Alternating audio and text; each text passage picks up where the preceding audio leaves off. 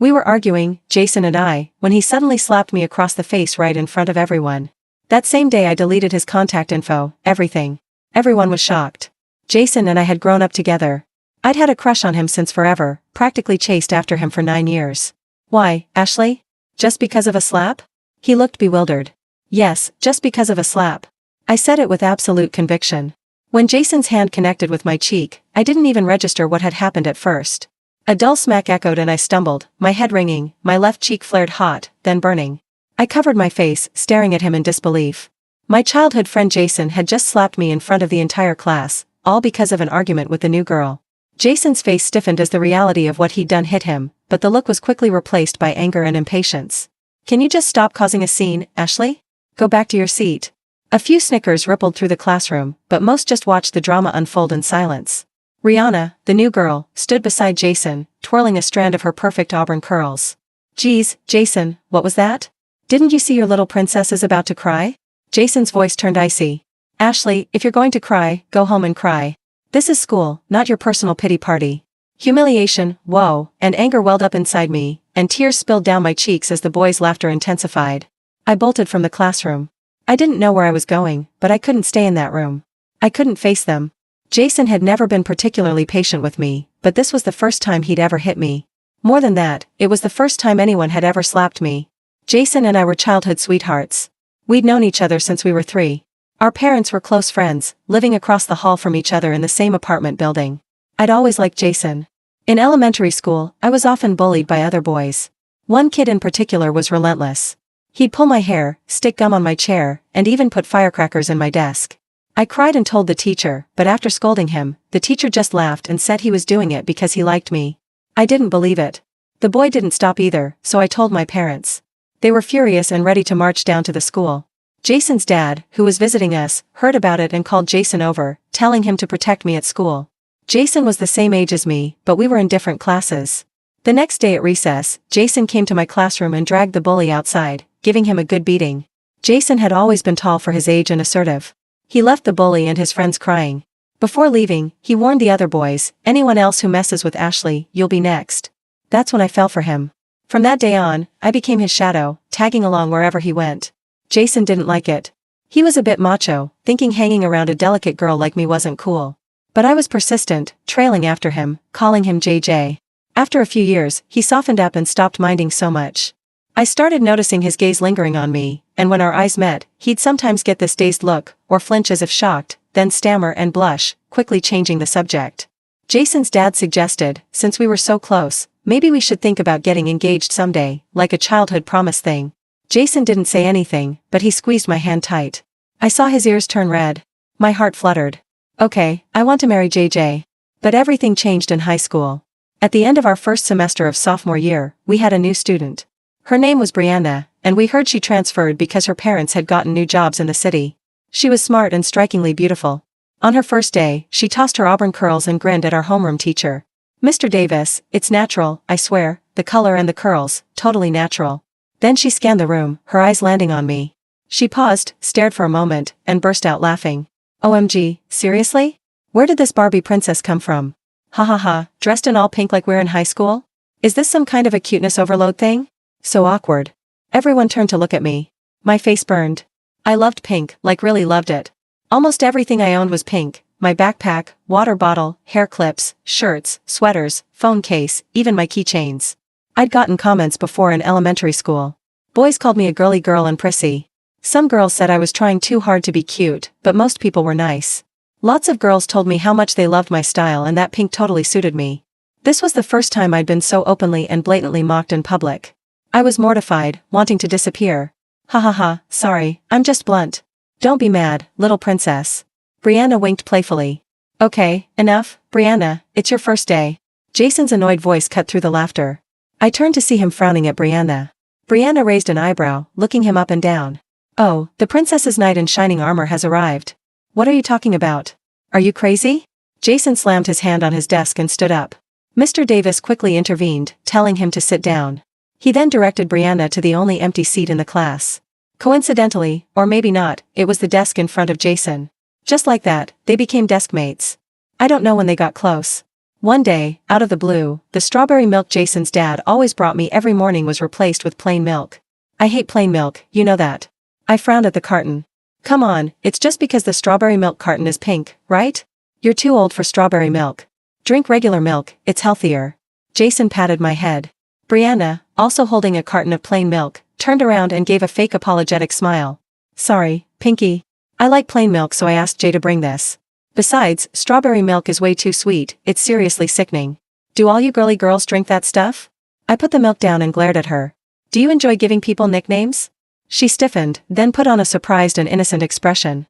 Haha, why so serious? I was just kidding, you're way too sensitive. Geez, is it me being sensitive or you being guilty? You know the answer. Okay, Ashley. Jason stepped between us, looking exasperated. Brianna, sometimes she just doesn't think before she speaks. Don't take it personally. I was so angry my eyes were stinging. I shoved Jason hard.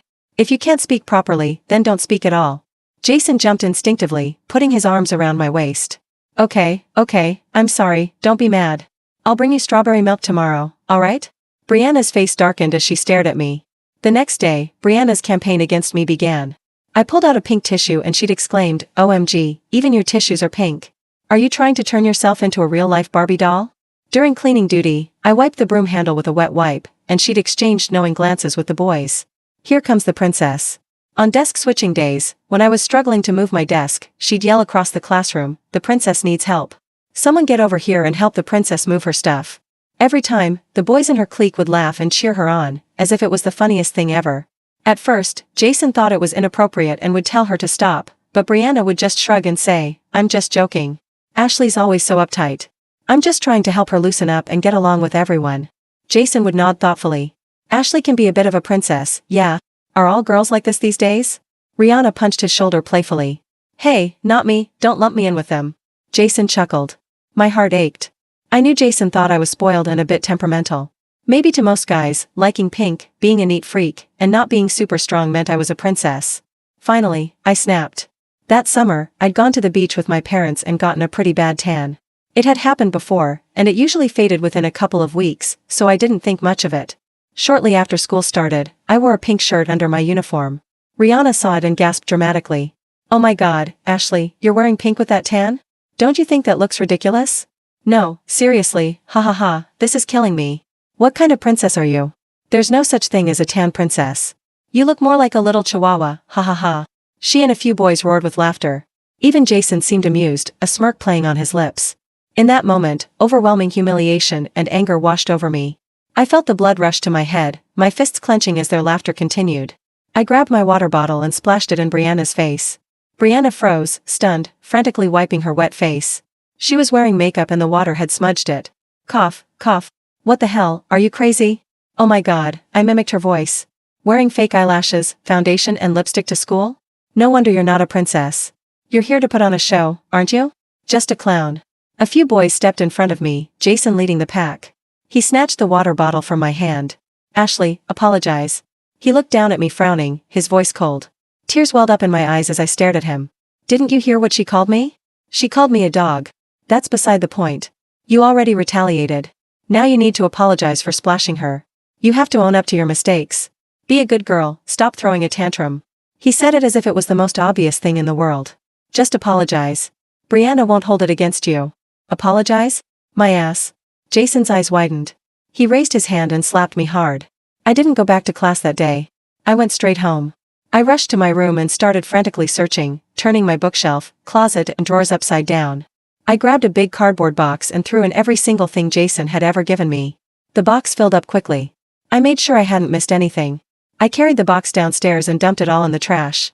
My parents weren't home yet, so I called my mom. Hey, sweetie, what's wrong? Mom, when you get back, tell Mr. and Mrs. Miller that Jason and I are done. My voice turned cold. From now on, Jason is not allowed to step foot in our house. Tell him to stay away from me.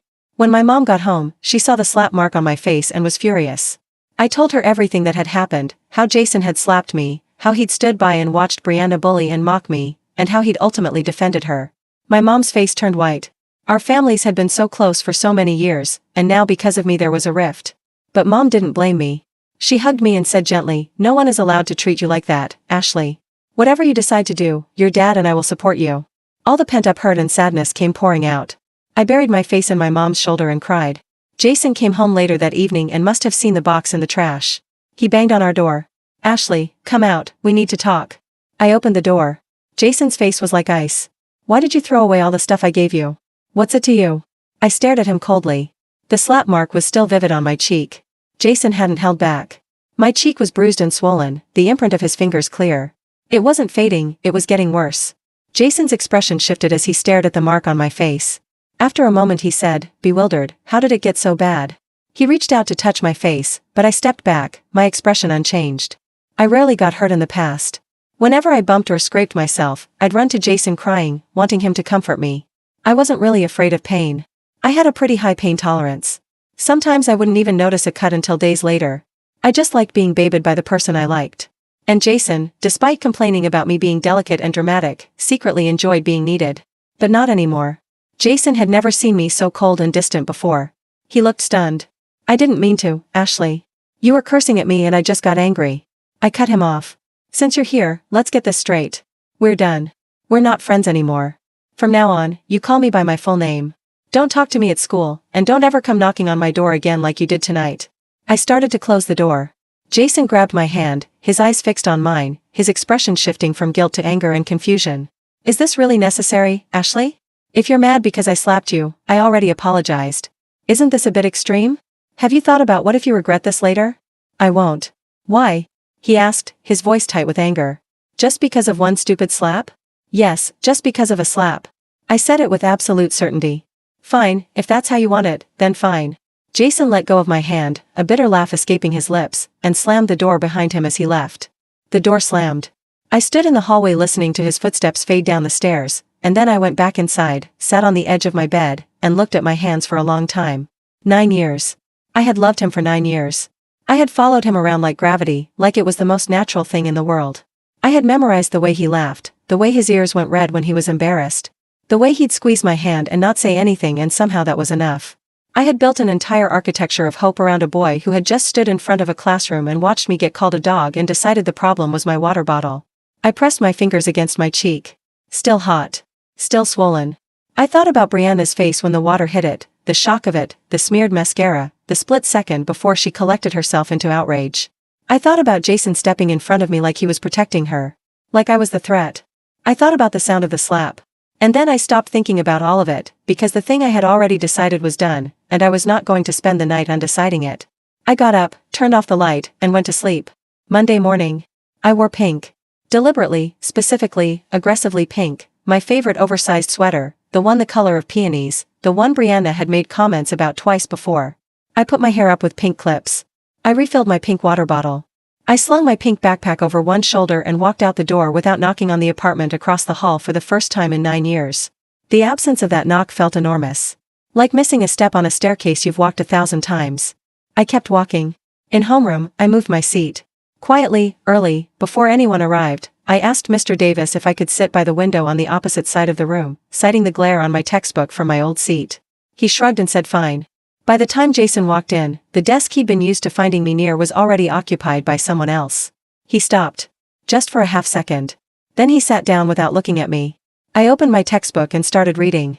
Brianna arrived a few minutes later, sliding into her seat in front of Jason with her usual performance of existing. She glanced at me, then at my empty old seat, then at me again. Something flickered behind her eyes that wasn't quite satisfaction, it was more complicated than that. Almost like disappointment. I realized, looking at her clearly for the first time without the haze of 9 years of longing in the way, that Brianna didn't actually find me funny. She'd never found me funny. She found me useful. I was the contrast that made her look cool. I was the target that kept Jason's attention occupied and therefore manageable. A Brianna who was mocking Ashley in front of Jason was a Brianna who was interesting, daring, fun. Without me flinching, she was just a girl with auburn curls and a school uniform. I looked back at my textbook. The first week was the hardest. Not because of Jason. Because of muscle memory. Every morning at 7:42 I instinctively looked toward the door. Every time someone came into the classroom I registered it in my peripheral vision in case it was him. At lunch, I automatically started walking toward the table we used to share before I caught myself. I'd been navigating around Jason Miller for 9 years. My entire spatial awareness of every room had him somewhere in the calculation. I had to learn to subtract him. It was like learning to walk with one fewer sense. Disorienting in a way that had nothing to do with feelings and everything to do with pure, physical habit. But I did it. Every morning. Every lunch. Every walk home alone. I did it. Brianna, apparently, found this unacceptable. The mocking didn't stop. If anything, it got stranger, more targeted, like she was trying to get a reaction out of me specifically because I'd stopped giving her one for free. "Love the sweater, Ashley," she'd say, in the voice that made love mean the opposite. Very Barbie energy. Very on brand. I'd look at whatever was in front of me and keep reading. She'd wait. The beat would stretch. She needed the flinch, the pink cheeks, the stinging eyes, the defensive comeback. That was the whole engine of it. Without the flinch, the comment just sat in the air looking small. One afternoon she leaned over to the girl beside her and said, not quietly, "You know what her problem is? She actually thinks she's cute. It's kind of sad." The girl beside her gave an uncomfortable laugh. I turned a page. Brianna looked at me. I didn't look back. And I watched, in my peripheral vision, her expression do something I hadn't expected. It went uncertain. Just for a moment. Like she'd pressed a button and gotten no result and didn't know what to do without the result. I felt something settle in my chest. Not satisfaction exactly. More like accuracy. Like I had finally correctly identified the problem and was applying the right solution. Jason watched all of it. I didn't look at him directly, but I didn't have to. I could feel the quality of his attention the way you feel weather, not a sound or a sight, just a pressure, a change in the air. He was trying to figure out what was different. I could tell. He'd look at me and then away when I didn't look back. He'd start to say something in class discussions and then stop, probably because he was used to catching my eye first. He'd reach for his phone after school, and then not text me, and I knew because he'd been texting me after school since 8th grade and now there was just nothing. 3 weeks in, he knocked on our apartment door. My mom answered. I heard her voice from my room, polite, firm, the voice she uses when she's decided something. "Jason, Ashley asked me to let you know she'd prefer you not come to the door. If you have something to say, you should say it at school." A long pause. "Is she okay?" "She's fine." My mom's voice didn't waver. "She's more than fine." His footsteps moved away from the door. I sat on my bed with my knees pulled up and let out a long breath. His name was Marcus. I didn't notice him all at once. That's not how it happened. It was gradual, the way you suddenly notice a song has been playing for a while and realize you've been listening without knowing it. He was a junior. Student council secretary, which sounds aggressively boring until you realize that meant he spent a lot of time organizing events that half the school attended and had approximately zero patience for people who wasted other people's time. He was tall, wore glasses that he was always absently pushing up his nose while he was thinking, and had the specific calm of someone who had decided a long time ago what he found worth his energy and what he didn't. He'd been in the hallway the day Brianna did her thing about the Chihuahua comment. I hadn't noticed at the time, I'd been too busy registering the laughter and the heat in my face and the weight of the water bottle in my hand. But apparently he'd noticed. The first time he spoke to me directly was in the library, 3 weeks after the slap. I was doing homework in the back corner, the corner I'd claimed specifically because it was far from everywhere Brianna and her satellites tended to be, and he pulled out the chair across from me. "Is this taken?" "No." He sat down, opened his own books, and worked in silence for 20 minutes. Then, without looking up, "For what it's worth, you were right about what you said to her." The clown comment. It landed. I looked up. He was still reading. "Most people don't fight back cleanly," he continued, turning a page. "They either blow up or go passive. You were just accurate. It's a hard thing to do when you're already upset." I stared at him. "You were there?" "I was in the hall." He looked up then. He had steady eyes, the kind that look at you like they're actually interested in what they're seeing. "I'm Marcus, by the way. Junior." "I know who you are. Ashley." "I know." He looked back at his book. "You can go back to your homework." I went back to my homework. But I was smiling, slightly, at my textbook. And I didn't try to stop it. Brianna noticed Marcus before Jason did. She had a sensor for male attention that was extremely well calibrated, and Marcus, quiet, composed, older, the kind of guy who didn't perform for anyone, was exactly the type that was useful to have in her orbit. She tried, in her way. She appeared in spaces he was in. She made comments designed to be overheard. She laughed at things near him. Marcus was unfailingly polite and completely uninterested in the specific way some people are uninterested, not coldly, not dismissively, just genuinely elsewhere. When he started appearing in the library corner regularly, she noticed that too. She said nothing about it directly. Which was, in its way, more telling than anything she could have said. Jason, on the other hand, noticed in the way a person notices when something that used to belong to them is being looked at by someone else, which was interesting, because I had never belonged to Jason, and he'd certainly acted like he didn't want me to. The first time he saw Marcus walk past me in the hallway and nod, just a nod, barely anything, but the nod of two people who have acknowledged each other exist, Jason's jaw tightened visibly. I saw it. I kept walking. October. The school was doing its autumn fundraiser, one of those events where every class was supposed to set up a booth and there was food and games and parents walked around pretending it wasn't mostly an excuse to see each other. Brianna had appointed herself creative director of our class's booth without anyone exactly agreeing to it, which was how she operated. The booth involved a pink lemonade stand, because someone on the planning committee had suggested it. And Brianna had spent the week making small comments about how ironic and cute it was to sell pink things, looking at me every time, like it was an ongoing joke she was keeping alive single-handedly. The afternoon of the fundraiser, I was carrying supplies to the booth, a box of cups, a folding sign, when Brianna appeared with two of her friends, wearing matching expressions of someone who has just thought of something hilarious. "Oh, Ashley." She took in the pink cups I was carrying. "You must be so happy. Finally, a school event that matches your whole thing." She gestured vaguely at all of me. I set the box down on the table. "You know what I've noticed?" I straightened up, looked at her directly. Not with heat, that was the key, I'd learned. Heat gave her fuel. What worked was the opposite, the calm, level gaze of someone who has stopped being afraid of the thing in front of them.